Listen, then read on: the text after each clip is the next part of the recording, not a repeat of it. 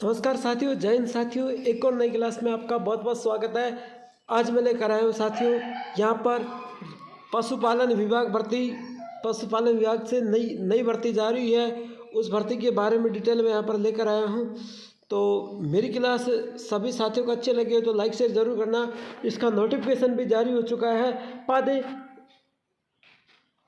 1125 पद है। 10वीं 12वीं पास लोग यहाँ पर आवेदन करेंगे और सारी डिटेल्स हम यहाँ पर बताएंगे।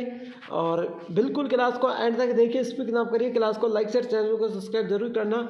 यहाँ पर साथियों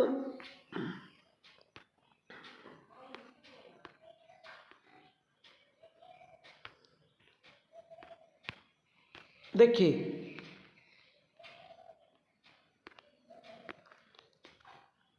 साथियों ये जो विज्ञप्ति है 2024 की है और यहाँ पर जो विपणन विभाग BPNL पशुपालन ज्ञान केंद्र भारतीय पशुपालन निगम लिमिटेड आवश्यकता द्वारा भर्ती जारी की गई है। और आवेदन करने का जो आपका तरीका है वो इस वेबसाइट पर जाकर आप आवेदन कर सकेंगे। और आवेदन पत्र में समस्त जानकारी आप स्वयं भरना नहीं, आपकी जिम्मेदारी होगी। विभाग ने ये भी कहा है। यहाँ पर पद है केंद्र प्रभारी, केंद्र विस्तार अधिकारी, केंद्र सहायक। केंद्र प्रभारी के 125 पद है, केंद्र विस्तार अधिकारी के 250 पद है, केंद्र सहायक के 700 पद है। केंद्र प्रभारी को 43,500 सैलरी मिलेगी, केंद्र विस्तार अधिकारी को 40,500 मिलेगी, केंद्र सहायक को 37,500 मिलेगी।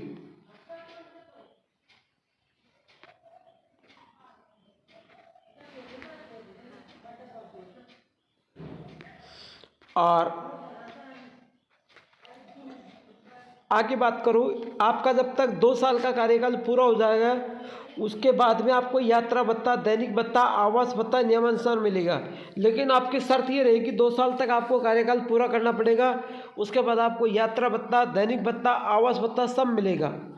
केंद्र प्रभारी भारत में विधि द्वारा स्थापित विश्वविद्यालय संस्था में से किसी भी विषय में स्थानांतर। केंद्र प्रभारी में भारत के किसी भी विद्यालय में स्थानांतक कोई से भी विषय हो। केंद्र विस्तार भारत में किसी भी मान्यता प्राप्त बोर्ड संस्था में किसी भी विषय में 12वीं पास उत्तीर्ण होना चाहिए। और केंद्र सहायक में भारत में किसी भी मान्यता प्राप्त बोर्ड संस्था में 10वीं पास उत्तीर्ण होना आवश्यक है।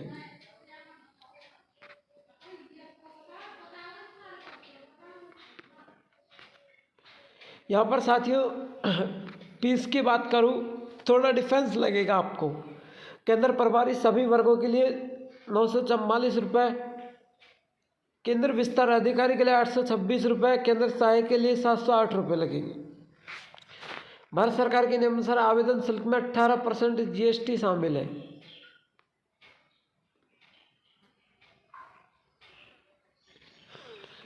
आप देखिए फॉर्म ऑनलाइन में GST शामिल होने लग गई। क्या चर्चा चलाया मोदी ने।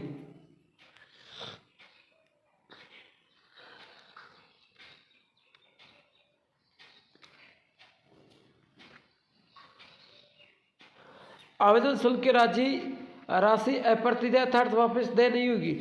आप एक बार आवेदन करा दोगे फिर आपका मन पलट जाएगा कि मैं इस भर्ती में फॉर्म नहीं भरूंगा, तो आपको आवेदन की राशि दोबारा नहीं दी जाएगी।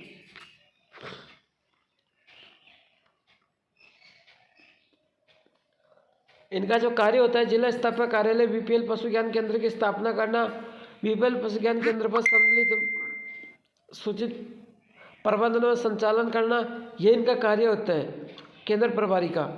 ये सारे कार्य केंद्र प्रभारी के हैं,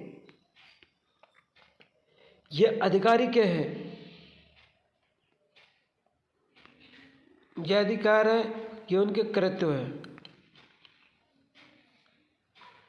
दूसरा जो हमारा पार्ट आता है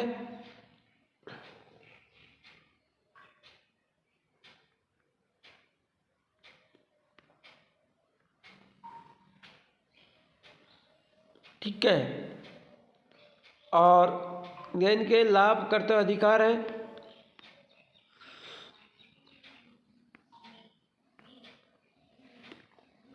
तीसरा आपने देख ही ला,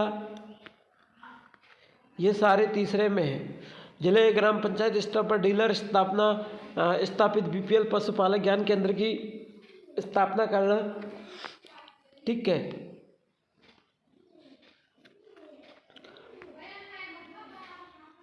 अब इनका जो चयन प्रक्रिया है उनकी बातें करेंगे।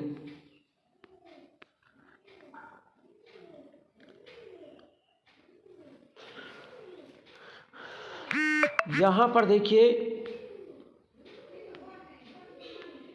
50 अंक का आपका पेपर होगा। साक्षरता लिखित परीक्षा 50 अंक की होगी और साक्षरता परीक्षा 50 अंक की। कुल आपके 100 नंबर होंगे सभी में। सिलेबस की जानकारी हम आपको दे देंगे।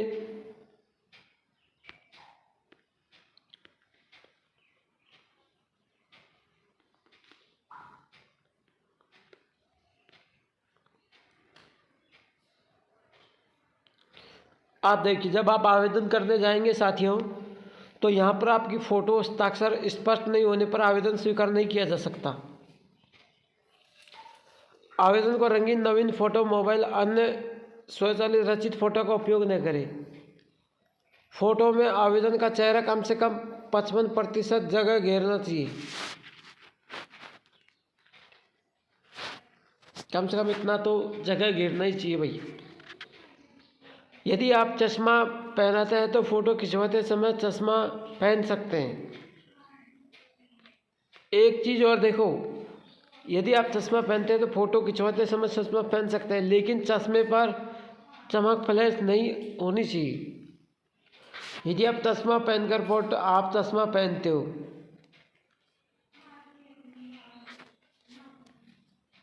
तो आप चश्मे पर कोई लाइट वगैरह, डाउट वगैरह ये नहीं होना चाहिए, जैसे कि चमक दमक नहीं होनी चाहिए।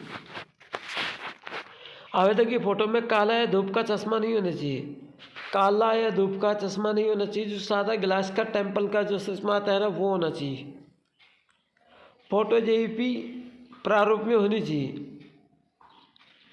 फ़ोटो आपकी जेपीईजी प्रारूप में होनी चाहिए। फ़ोटो फाइल का आधार 50 KB से 100 KB होना चाहिए। प्रवेश के समय आवेदन पत्र पर लगाई हुई फ़ोटो आवेदक में मेल खानी चाहिए, अन्यथा आवेदक योग्य ठहराया जा सकता है। यानी जब आप प्रवेश पत्र मिलेगा फिर आप उसके साथ परीक्षा देने जाओगे तो उस समय आपकी जो फ़ोटो है ना, आपकी जो शक्ल है वो उस फॉर्म भरने वाली फ़ोटो से मैच करनी चाहिए, अन्यथा आपको एग्ज़ाम से बाहर निकाल दिया जाएगा। ये मैंने डॉक्यूमेंट स्कैन करने की बातें बताई है। और आगे जब आते हैं,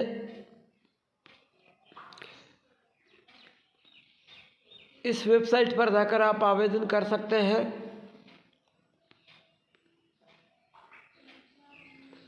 हस्ताक्षर देखो भाई, हस्ताक्षर केवल आवेदक द्वारा किया जाना हस्ताक्षर माना जाएगा और जेपीजी प्रारूप में 20 से 50 KB के बीच में हस्ताक्षर होने चाहिए।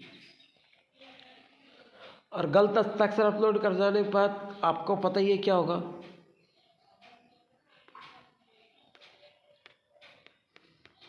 ठीक है, आप देखिए, किसी भी साथी को कोई भी दिक्कत हो तो निगम हेल्पलाइन नंबर ये है, इन पर आप सोमवार से शनिवार सुबह 10 बजे से 5 बजे तक कॉल कर सकते हैं।